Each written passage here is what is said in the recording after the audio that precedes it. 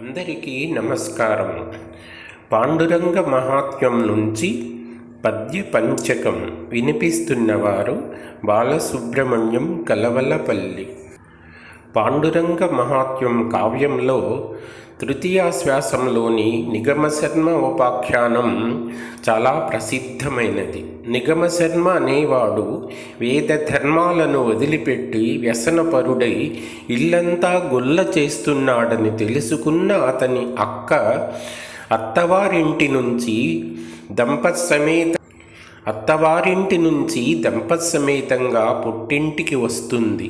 తన తమ్ముణ్ణి మంచి దారిలో పెట్టాలని మంచి మాటలు అతనికి చెప్పి ప్రవర్తనలో మార్పు తీసుకుని రావాలని ప్రయత్నిస్తూ ఇలా అంటుంది.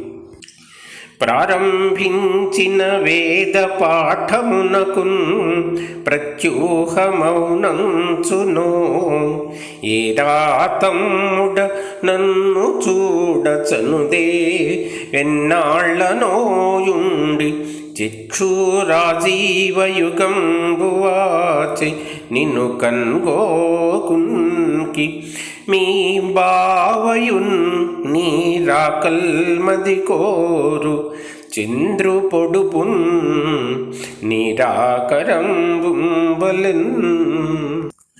శ్రీలాలిత్యము నిత్యశుద్ధియు గుణోత్సేకంబును కల్గి ఉద్వేళ స్ఫూర్తి తలెచ్చు తండ్రియను అబ్ధించంద్రుడై తోచినన్ పోలుంగాక భవాదృశుండు ఇతరుడై పుణ్యంబులన్ పాసినన్ సాలగ్రామ ఖనిన్ జినుచునె కద జాత్యల్ప పాషాణముల్.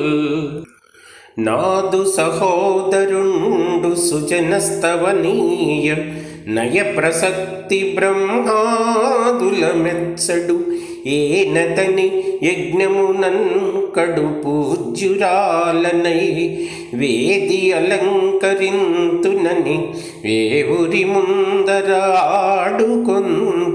నీవేదియులేక సర్వగుణహీనుడవోట ఎరుంగ తమ్ముడా.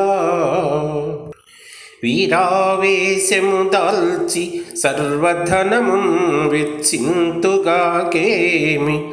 ముక్కారుం పండు అఖండ సేతు వృతముల్ కాశ్మీర ఖండంపు కేదారంబుల్ తెగనమ్మగాజనుని నిర్ధారుండవే వెన్కయేవారు లేరే సహోదరాదులు కులధ్వంసంబు నీకర్హమే. అక్క చెప్పిన మాటలు మనసుకు పట్టించుకొని మంచివాడిగా ప్రవర్తించినట్లు నటిస్తాడు, మంచివాడిగా మారినట్లు నటిస్తాడు. విలువైన వస్తువులన్నీ సేకరించుకొని 4 రోజుల తరువాత ఒక అర్ధరాత్రి ఎవ్వరికీ చెప్పకుండా విలువైన వస్తువులు సొమ్ములు తీసుకొని పారిపోతాడు ఇంటి నుంచి. అడవిలో వెళ్తూ ఉంటే దొంగలు అతనిని కొట్టి ఆ సొమ్ములన్నీ తీసుకొని వెళ్ళిపోతారు. ఆ దారిన వెళ్తున్న రైతు అతనిని గురువుగా భావించి ఇంటికి తీసుకుని వెళ్ళి గాయాలకు కట్టుగట్టి అతనిని మంచి మనిషిని చేస్తాడు. కానీ నిగమశర్మ ఆ కాపు కోడలిని ఒక అర్ధరాత్రి సమయం చూసుకొని లేపుకొని వెళ్ళిపోతాడు. ఒక ఉప్పర వాళ్ళ గుడిసెల మధ్య తాను ఒక గుడిసె వేసుకొని జీవనం గడుపుతూ ఉంటాడు.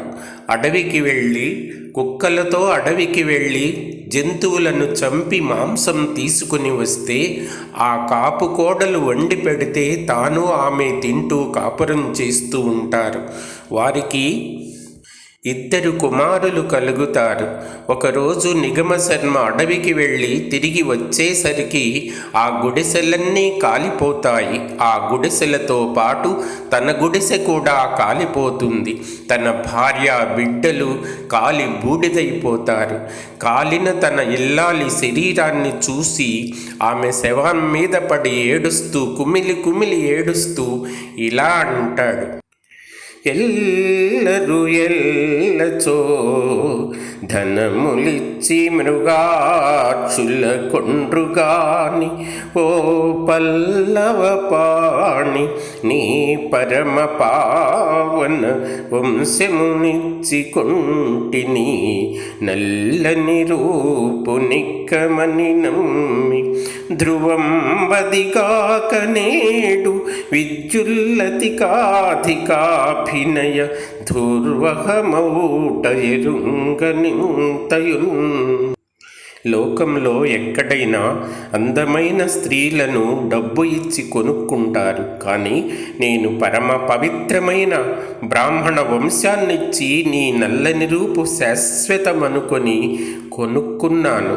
కానీ విద్యుల్లతలాగా ఇలా అయిపోతుందని నేను ఊహించలేకపోయానని బాధపడతాడు నిగమ.